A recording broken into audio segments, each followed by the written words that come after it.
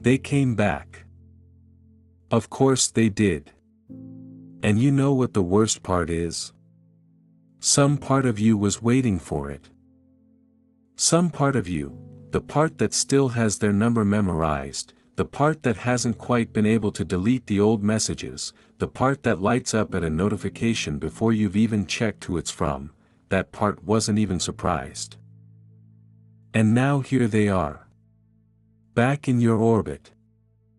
Suddenly present, suddenly warm, suddenly saying all the things you spent months wishing they'd said when it actually mattered. I've been thinking about you, I missed you, I've changed. Maybe they showed up with a reason, an excuse, a crisis, a memory they just had to share. Maybe they just appeared with a single message, casual as anything, like no time has passed at all. Like what happened just didn't. And you're sitting there feeling things you really didn't want to still feel. Confusion. That pull. Maybe even hope. And underneath all of it, quietly, that same old question you could never fully answer: what if this time is different? Let me ask you something. What actually changed? Not what they said changed.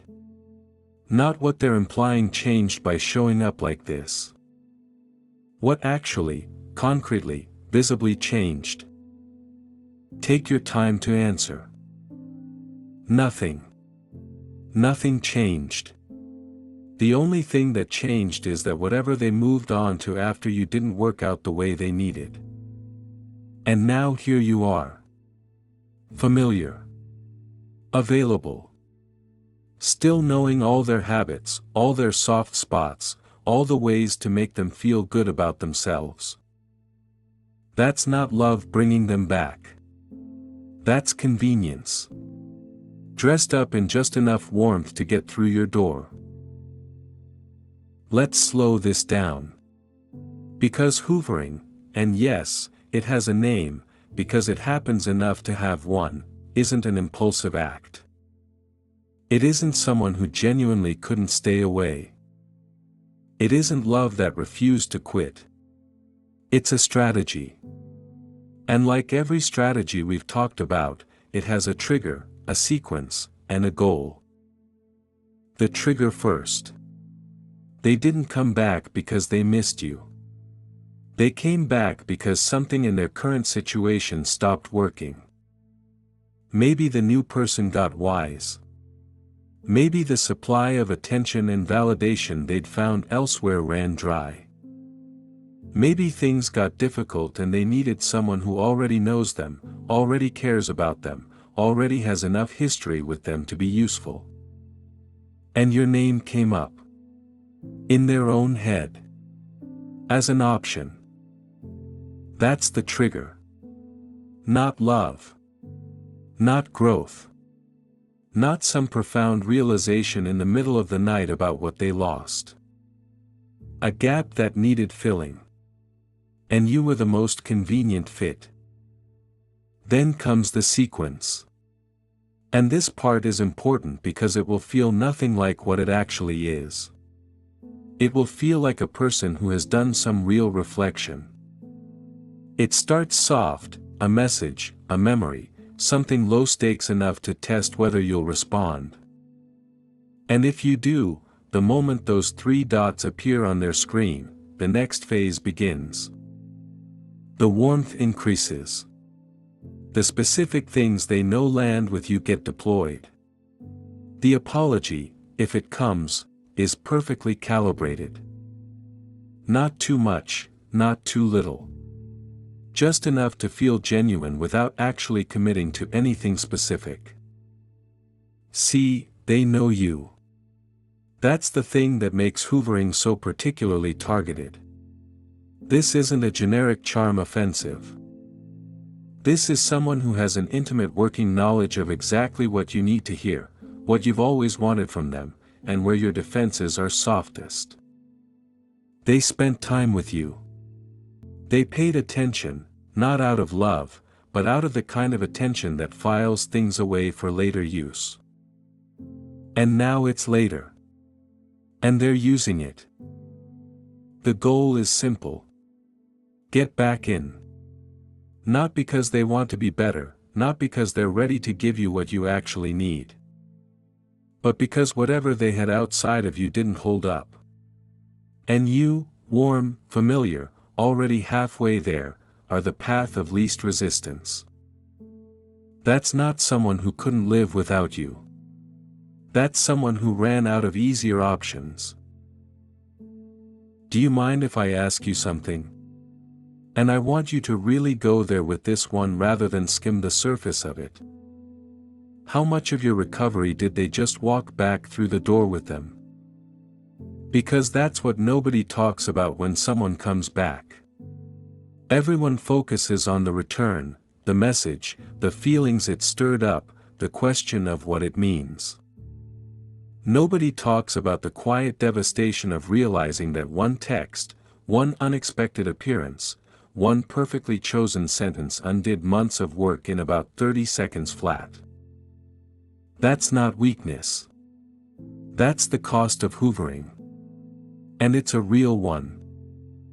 Let's talk about where you actually were before they showed up again. Because you were getting there. Maybe slowly, maybe messily, maybe not in a straight line, but you were moving. The mornings were getting slightly easier. You were starting to remember what it felt like to make a decision without calculating how it would affect them. You were beginning, just beginning, to rebuild something that resembled your own life. And then they came back. And just like that, you're back at the beginning of a process you'd already done the hardest part of. That time and that progress, that's what this cost you. And they didn't think about that for a single second before they hit send. Then there's what it's done to your head. Because even if you didn't respond, even if you held the line, the fact that they reached out has put you right back inside the thinking. The overanalyzing. The going over old conversations looking for what was real and what wasn't. The wondering whether this time is different. The hoping, which is the most exhausting thing of all because hope for the wrong thing doesn't feel like hope. It feels like being pulled underwater slowly and calling it swimming. And your trust. Not just in them, in yourself. Because if you're sitting there feeling that pull, feeling that confusion, feeling anything other than complete clarity about what this is, you're probably questioning your own judgment right now. Wondering why you can't just be done. Wondering what's wrong with you that a single message can unravel so much. Nothing is wrong with you. You were with someone long enough and close enough that they left marks. And marks don't disappear on a timeline that's convenient for your healing. Then there are the people around you. The ones who watched you go through it the first time. Who sat with you through the worst of it. Who are now watching you read that message and trying to find a way to say what they're thinking without pushing you away. You know that look. You've seen it. And the distance you feel from them in this moment, the slight shame, the not wanting to admit that you're even considering it, that distance is also part of the cost. They didn't come back for you. They came back for what you give them. And the fact that those two things can still feel the same after everything, that is exactly how deep this goes. Alright. Here they come. Every thought that's been circling since they showed up again.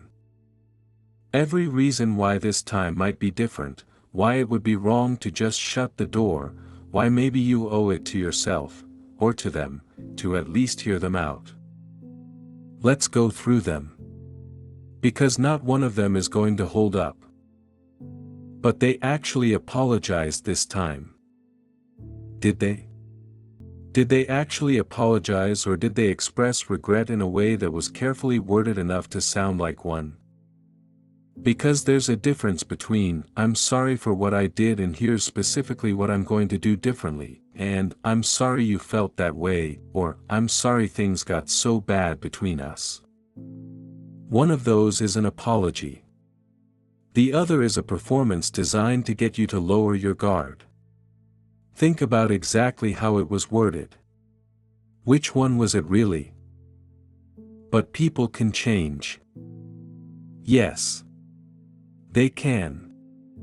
And genuine change doesn't announce itself by showing up in your messages at a convenient moment when things elsewhere have gone quiet.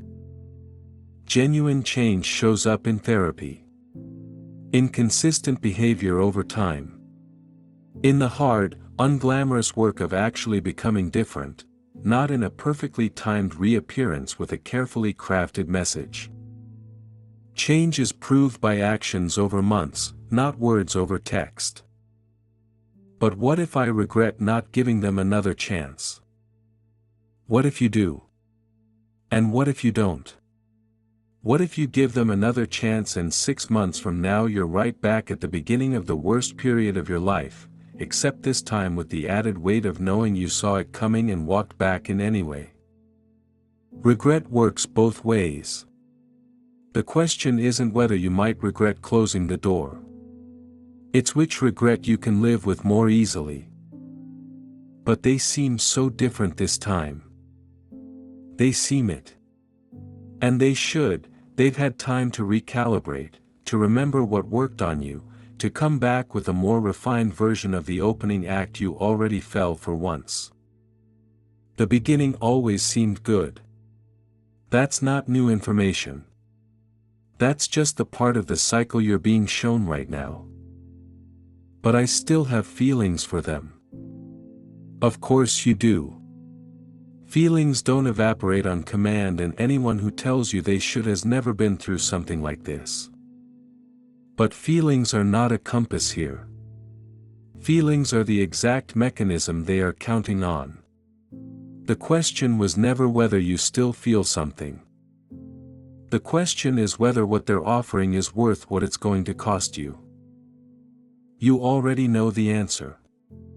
You just don't want it to be true. Look.